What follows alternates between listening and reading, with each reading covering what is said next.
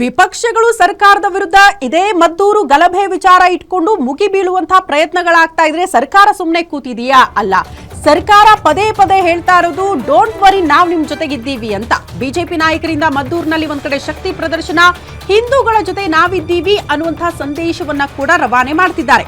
ಗದ್ದಲ ಜೋರಾಗ್ತಾ ಇದ್ದಂತೆ ಸಿಎಂ ಸಿದ್ದರಾಮಯ್ಯ ಕೂಡ ಫುಲ್ ಅಲರ್ಟ್ ಆಗ್ಬಿಟ್ಟಿದ್ದಾರಂತೆ. ಈ ವಿಚಾರಕ್ಕೆ ಸಂಬಂಧಪಟ್ಟಂತೆ ಉಸ್ತುವಾರಿ ಸಚಿವ ಚಲುವರಾಯಸ್ವಾಮಿ ಅವರಿಗೆ ಸಿಎಂ ಟಾಸ್ಕ್ ಕೊಟ್ಟಿದ್ದಾರೆ.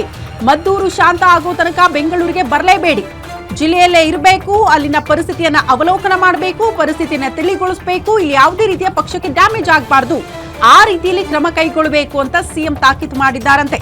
ಅಲ್ಲಿಯೇ ಇದ್ದು ಅಗತ್ಯ ಕ್ರಮಗಳನ್ನ ಕೈಗೊಳ್ಳಬೇಕು, ಜನರ ಜೊತೆಗೆ ನಿಂತ್ಕೊಳ್ಬೇಕು, ಡಿಸಿ ಹಾಗೂ ಎಸ್ಪಿಗೆ ಜವಾಬ್ದಾರಿ ನಿರ್ವಹಿಸಬೇಕು ಅನ್ನೋ ರೀತಿಯಲ್ಲಿ ಸೂಚನೆ ಕೊಡಬೇಕು. ಚಲುವರಾಯಸ್ವಾಮಿ ಅವರಿಗೆ ಹೀಗಂತ ಸಿಎಂ ಸಿದ್ದರಾಮಯ್ಯನವರೇ ತಾಕೀತು ಮಾಡಿದ್ದಾರೆ ಅನ್ನೋದರ ಡೀಟೇಲ್ಸ್ ಸದ್ಯ ಸಿಗ್ತಾ ಇದೆ.